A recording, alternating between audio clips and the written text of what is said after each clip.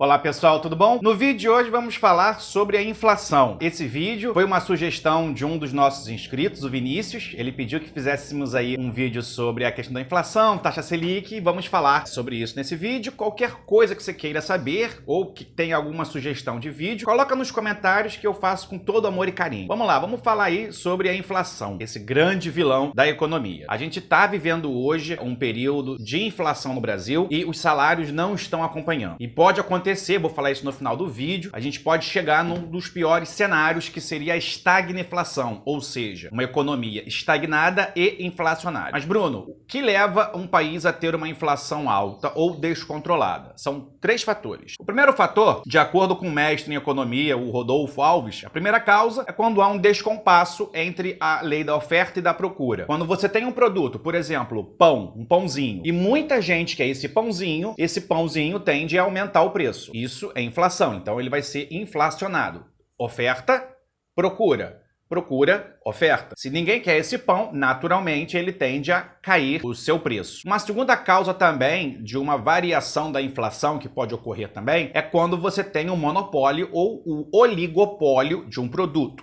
Vamos imaginar que esse mesmo pãozinho não haja muitas empresas que vendam ele. Na verdade, vamos imaginar isso, duas grandes empresas ou dois grandes conglomerados que através de suas subsidiárias vendem o pãozinho. Então elas podem combinar entre si o preço do pão. E quando elas decidirem, elas aumentam esse preço e você, como consumidor, vai ter que pagar, porque você não tem aí uma concorrência muito grande. Então, quando você tem esse aumento aí de um lucro privado ou quando você tem esse oligopólio ou monopólio. Uma outra forma também de se aumentar a inflação é quando os custos daquele produto começam a aumentar, e aí pode ser por vários motivos. Vamos pegar o exemplo do pãozinho. Boa parte do nosso trigo não é produzido no Brasil devido ao nosso clima. Então, de modo geral, nós importamos o trigo da Argentina. Se a gente importa esse trigo em dólar, significa dizer que fica mais caro para a gente importar o trigo. E a gente não vai deixar de comer pãozinho. Então, a importadora vai importar esse trigo, para ela ter lucro, ela vai ter que repassar para o moinho, e o moinho vai ter que repassar para o atacadista, que por sua vez vai repassar esse custo para o padeiro. E o padeiro vai lá, vai produzir o pãozinho, o pão francês, por exemplo, e vai repassar para o consumidor essa alta de preço. Logo, esse preço tende a subir, o que gera inflação. Mas a inflação em si, ela é ruim? Depende. Se o poder de compra do brasileiro, se o salário do brasileiro acompanha no mesmo ritmo ou da mesma forma que a inflação, não é ruim esse aumento natural dos preços, porque seu poder de compra também está seguindo. Agora, se o seu poder de compra é X e a inflação começa a subir, você começa a perder poder de compra. Vamos dar um exemplo básico. Vamos supor que você ganhe R$1.000 por mês. Então, no ano 1, você ganhava R$1.000. Se a inflação for 5% ao ano, em 5 anos, foi um acumulado aí de 25%. Significa dizer que lá do ano 1 até o ano 5, o seu salário de R$1.000, já que aumentou em 25% a inflação, seu poder de compra é de 750. Ou seja, você perdeu R$250 do seu poder de compra. Você continua ganhando R$1.000, mas na prática, esse dinheiro está desvalorizado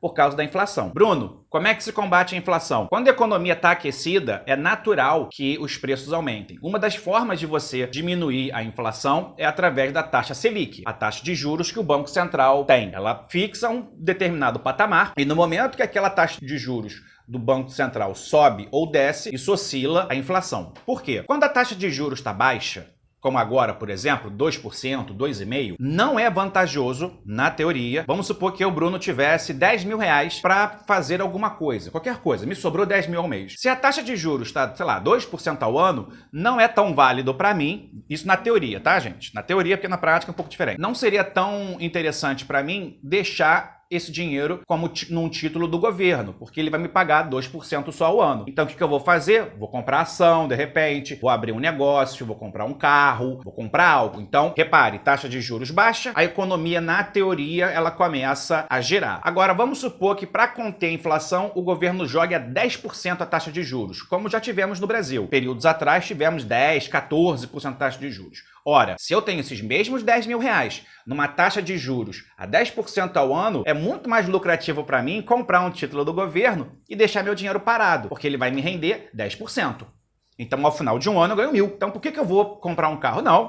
Fico ali, deixo meu dinheiro parado 5 anos, acabou. Olha meu lucro aí, entende? Então, na teoria, quando a taxa Selic sobe, você tem menos crédito. Fica tudo um pouco mais caro. Na teoria, então, o dinheiro, a quantidade de dinheiro circulando diminui. Quando você tem uma taxa de juros baixa, significa então que é mais fácil para o banco emprestar dinheiro, é mais fácil para o empresário pegar um empréstimo para poder aumentar a sua fábrica, para aumentar o seu negócio, para financiar um terreno. Então, a taxa de juros da Selic, ela que vai dizer mais ou menos aonde está a inflação. Bruno, como é que a gente calcula a inflação? Você tem vários índices. O principal é o IGPA, mas você tem outros índices que aí dizem a inflação. E essa inflação não é só um único produto.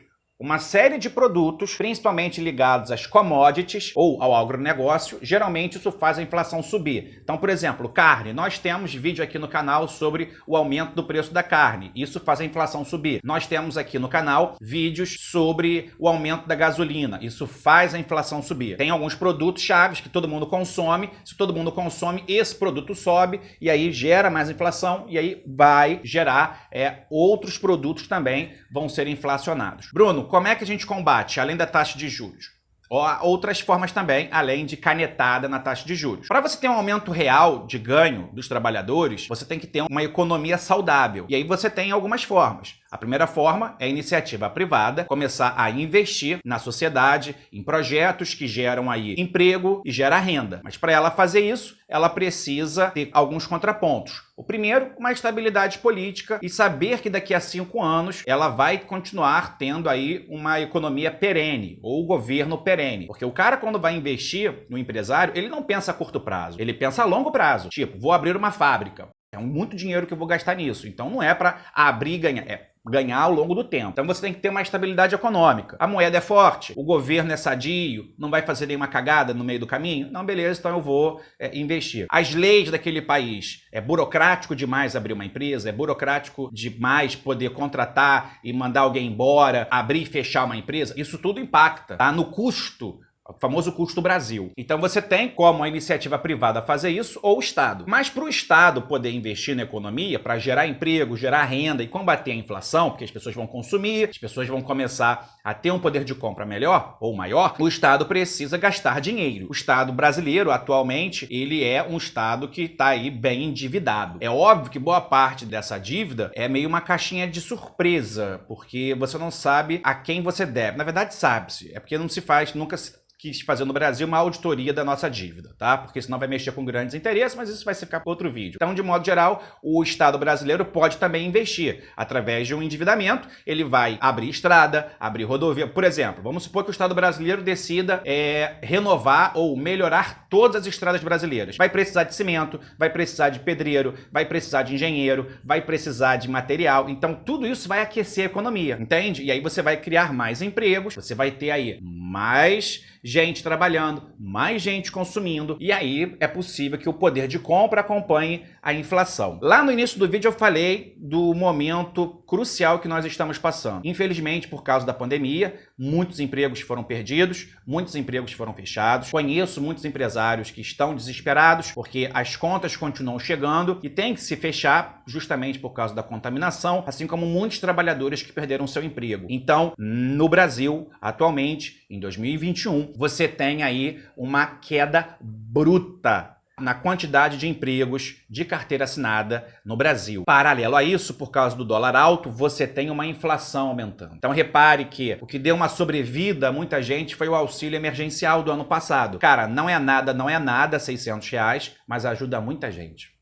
Tem gente que conseguiu ganhar aí 1.200. Não é muita coisa, mas põe comida na mesa de muito brasileiro. Poderia ter sido feito de outra forma e ter salvo a economia e ter salvo aí 300 mil vidas? Sim, poderia, mas isso eu vou falar em outro vídeo. Atualmente a gente pode entrar nesse cenário de estagnação, ou seja, estagnado por causa da pandemia, onde você vai ter poucos empregos, o empresário não vai ter dinheiro para investir, para contratar, o trabalhador está perdendo emprego, então ele está ficando sem como consumir, mas a inflação continua aumentando porque os preços dos produtos estão encarecendo por causa do dólar, por causa do custo do Brasil. Então é isso, eu espero que você tenha entendido aí o que é inflação e como que ela é ruim quando ela fica aí descontrolada, da mesma forma que é ruim quando você tem uma deflação, tá? Sim, é possível também você ter uma economia com inflação negativa, onde os preços começam a cair. Então o problema não é a inflação em si, o problema é se for hiperinflação ou essa inflação somado aí a uma perda de poder de compra do brasileiro, do trabalhador, do empresário, tá bom? Qualquer dúvida, você deixa nos comentários. Um grande beijo e até a próxima.